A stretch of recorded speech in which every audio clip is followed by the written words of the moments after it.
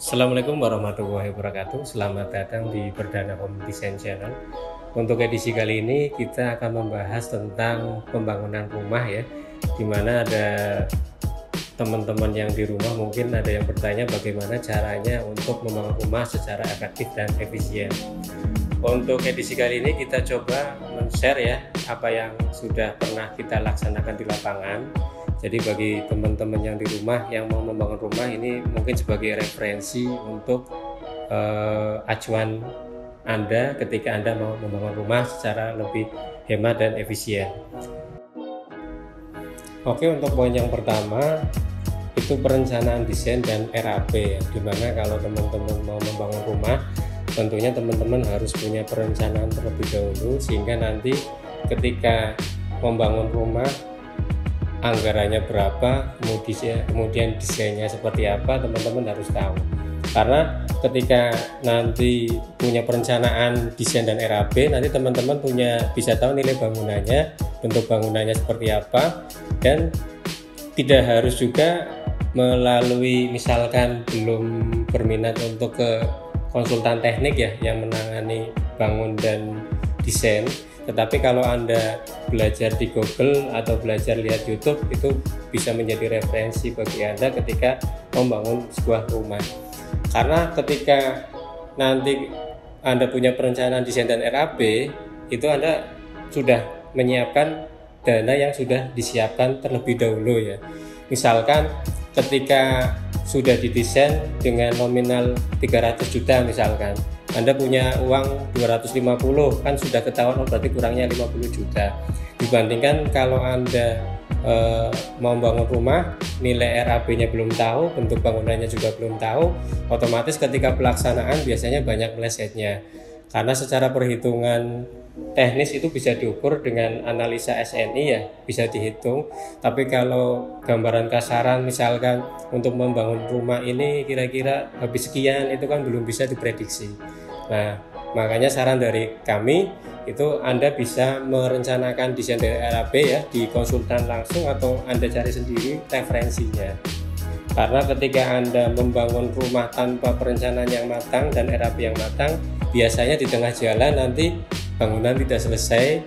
Kemudian biasanya nanti ketika bangunan sudah selesai, Anda kecewa di bentuk bangunannya karena tidak sesuai dengan keinginan yang Anda inginkan. Jadi gambarannya kalau saran kita ya yang pertama Anda harus lakukan yaitu Anda rencanakan dulu agar Anda tahu bentuk bangunannya seperti apa, kemudian nilai nominalnya berapa. Oke, untuk poin yang kedua itu adalah di tahap pembangunan dan sistem pembangunannya. Kalau tahap pembangunan yang seperti yang sudah saya sampaikan di awal ya, poin yang pertama Anda punya perencanaan yang baik. Misalkan Anda sudah punya RAP dan bentuk bangunannya ya.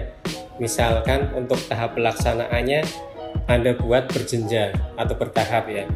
Misalkan untuk tahap pertama nilai rumah 300 juta, Anda punya anggaran 150 sampai 200 juta, itu kan bisa bangun sampai dengan nutup atap ya. Kalau bahasa sininya tegak payung ya.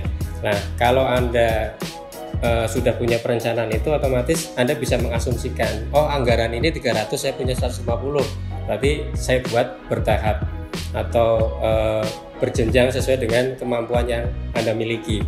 Jadi misalkan anggarannya 300, punya 150, nutup atap dulu, nanti berlanjut ketika nilainya uangnya sudah tersedia.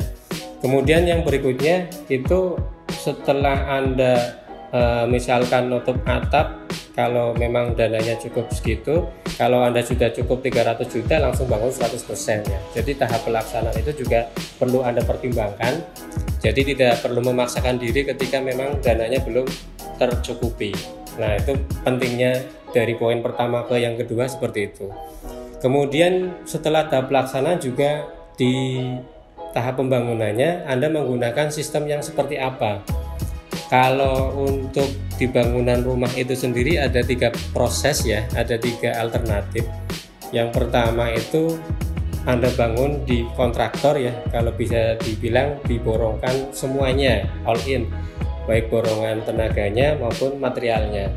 Untuk alternatif yang pertama ini kalau Anda sudah memiliki dananya, ini kita anjurkan untuk alternatif ini. Karena apa?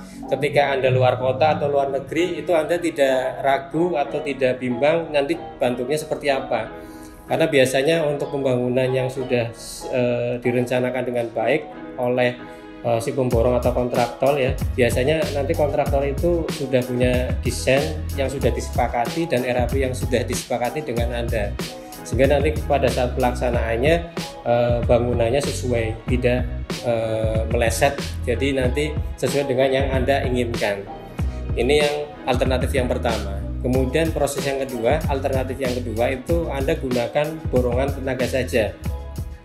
Misalkan Anda punya material yang sudah tersedia, atau misalkan punya saudara yang nitip material dan sebagainya ya, ini menjadi alternatif bagi Anda ketika Anda menggunakan borongan tenaga. Karena di borongan tenaga itu sudah terukur. Artinya terukur ketika bangunan itu 300 juta misalkan ya, di borongan tenaga katakanlah antara 25% sampai 30% dari nilai 300 juta. Nah, itu menjadi patokan pada saat pelaksanaan. Sehingga ketika direncanakan 300 juta, kemudian untuk borongan tenaganya 25% sampai 30% misalkan, nah tinggal sisa materialnya berapa kan kelihatan. Nah, itu nanti yang menjadi acuan bagi Anda agar pembangunannya tidak bengkak atau meleset ya. Karena kalau borongan tenaga itu yang pertama Anda tidak pusing ya dimakan minum. Biasanya kan borongan tenaga langsung SPK, langsung dilaksanakan di lapangan tanpa beban makan minum, biasanya seperti itu. Kemudian di borongan tenaga ukuran uangnya jelas ya, misalkan disepakati, misalkan untuk bangunan itu 30%-nya atau 20%-nya dari 300, misalkan 60 juta atau 70 juta atau 80, itu kan sudah jelas nominalnya, sehingga ketika pelaksanaan di lapangan Anda tidak over budget. Kemudian yang berikutnya, ketika Anda gunakan borongan tenaga, itu pekerjaan biasanya progresnya sesuai ya, karena ketika Anda menggunakan pemborong tenaga, dia pasti akan menuntut biar material tersedia dengan cepat ya, sehingga progres pelaksanaan borongan tenaganya juga tercapai. Nah, ini yang menjadi alternatif bagi Anda ketika Anda tidak menggunakan untuk model yang pertama, yang borongan all in. Mungkin yang alternatif kedua ini bisa menguntungkan bagi Anda, karena ini Anda tidak rawan bengkak di tenaga kalau ketika Anda menggunakan borongan tenaga, karena dari sisi pemborong tenaga dia juga mengejar progres seperti itu.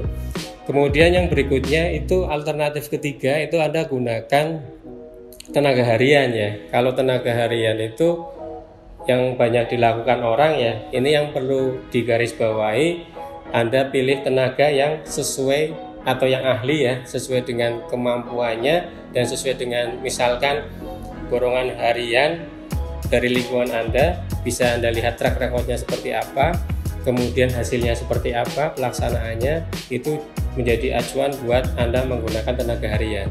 Namun yang perlu Anda garis bawahi ketika Anda menggunakan tenaga harian, itu yang pertama harus ada pengawasnya ya, karena kalau loss biasanya Anda kalau tidak diawasi atau di lapangan Anda sibuk ya, biasanya nanti akan lama kan seperti itu. Tapi tergantung juga orangnya masing-masing. Tapi ini sebagai alternatif saja ketika Anda menggunakan tenaga harian. Kemudian yang kedua, tenaga harian biasanya nanti menyediakan makan minum ya. Kalau yang di desa-desa biasanya ada makan minum, kemudian ada rokok ya, kemudian ada yang lainnya, yaitu perlu Anda pertimbangkan juga untuk budgetnya ya. Kadang yang dipertimbangkan orang ketika menggunakan borongan harian, bukan borongannya, tenaga harian, itu tidak mempertimbangkan konsumsinya. Jadi ketika bangunannya agak panjang durasinya ya, yang harusnya 3 bulan jadi ini sampai 4 bulan, otomatis kan di samping Anda membayar tenaga hariannya, Anda juga mengeluarkan biaya konsumsinya juga lumayan banyak juga ketika bangunan itu tidak sesuai dengan yang direncanakan. Itu untuk poin yang kedua tentang tahap pembangunan dan sistem pembangunannya. Oke, untuk poin yang ketiga itu tentang pelaksanaan pembangunannya. Kalau tadi sudah perencanaan sudah, kemudian tahap pembangunan dan prosesnya, kemudian pelaksanaan pembangunan. ada beberapa hal yang perlu Anda garis bawahi ya kaitannya dengan pelaksanaan di lapangan. Yang pertama, ketika Anda borongan terima kunci yang tadi saya sampaikan itu tidak ada masalah ya, tergantung dari partner Anda yang melaksanakan pembangunan atau kontraktor yang dipilih. Namun yang perlu digarisbawahi pada saat pelaksanaan pembangunan yang borongan tenaga atau untuk harian, yang perlu Anda garis bawah yang pertama itu suplai materialnya. Ketika suplai materialnya telat atau suplai materialnya tidak ada perencanaan, biasanya belinya berlebih ya. Misalkan bata yang dibutuhkan 10.000 tapi Anda beli sampai 15.000, kan lebih 5.000. Nah, itu pentingnya perencanaan di situ. Yang kedua, ketika Anda telat menyuplai material, kalau borongan tenaga biasanya nanti si pemborong tenaga komplain ya, karena materialnya tidak datang, kemudian dia rugi di waktu. Tapi kalau harian, nanti Anda rugi di Anda sendiri. Karena apa? Ketika yang bekerja di situ menunggu material ya, satu hari itu kan pasti Anda bayar. Satu orang misalkan 120.000 dikalikan 10 orang misalkan kan 1.200.000. Nah, otomatis ketika keterlambatan suplai material ini otomatis nanti mempengaruhi dari pekerjaan yang ada di lapangan. Nah, ini yang kadang biasanya lupa diperhatikan ya, di kecepatan pengiriman material karena kesibukan atau berdagang dan sebagainya. Ini yang tidak disadari, yang membengkakkan yang tadinya harusnya uang 300 juta cukup misalkan ya menjadi 400 juta ya, karena salah satu penyebabnya seperti ini. Kemudian yang berikutnya itu di pengawasan di lapangan ya. Kadang orang ketika menggunakan misalkan lihat di Google atau lihat di YouTube dengan gambar seperti ini, tidak ada gambar perencanaannya, tidak diawasi pula, kadang nanti terjadinya ketika pulang ke rumah atau pada saat pelaksanaan tidak terawasi, nanti tibanya bongkar ya. Ketika ternyata di lapangan tidak sesuai dengan yang digambarkan, lah itu nanti terjadi pembongkaran ya. Kalau sudah dibongkar-bongkar seperti itu, otomatis Anda buang bongkarannya, Anda buang tenaga juga yang harusnya untuk mengerjakan yang lainnya, tetapi Anda mengerjakan bongkarnya itu ya otomatis mengeluarkan budget untuk tukang ya, dan membuang material. Nah, ini yang perlu Anda garis bawahi ketika Anda mengerjakan sendiri dengan borongan tenaga ataupun harian ya. Jadi yang perlu dikritisi pada saat pelaksanaan seperti itu. Kemudian selanjutnya itu untuk pembelian material. Pembelian material kadang ketika Anda membangun sebuah rumah, kalau sudah direncanakan dengan baik, biasanya kan nanti muncul untuk granit yang harga sekian ya, nanti untuk keramik yang harga sekian, ukurannya sekian. Nah, yang terjadi di lapangan biasanya kalau tidak direncanakan ataupun sudah direncanakan, pembelian spesifikasinya itu di luar spek atau RAP yang sudah direncanakan.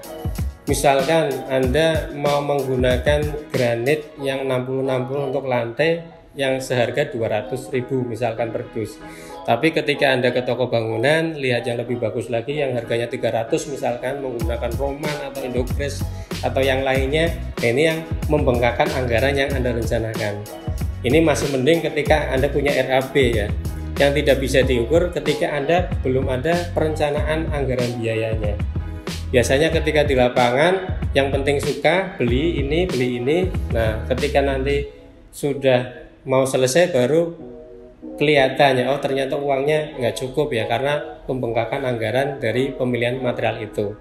Jadi tidak serta-merta pembengkakan itu misalkan di harian tenaga atau di faktor yang lain ya, tetapi ketika Anda membeli barang dengan pemilihan spesifikasi yang tidak sesuai pun ya, di luar rencana ya, otomatis akan lebih membengkak lagi. Misalkan harusnya Anda pakai gypsum ya, tapi Anda beli PVC ya, otomatis kan anggarannya akan membengkak. Jadi gambaran 3 poin itu sangat penting bagi Anda ketika pelaksanaan di lapangan. Untuk edisi kali ini mungkin itu saja yang bisa kita sampaikan ya. Ada poin berikutnya nanti di edisi berikutnya untuk part 2 untuk membangun rumah yang efektif dan efisien. Mungkin itu saja yang bisa kita sharekan, semoga bermanfaat. Jangan lupa untuk subscribe, like, dan komen ya, sehingga bisa bermanfaat untuk yang lainnya juga. Barangkali ada temannya atau saudaranya mau membangun atau ingin membangun atau merencanakan, bisa Anda sharekan. Mungkin itu saja yang bisa kami sampaikan. Terima kasih. Salam properti.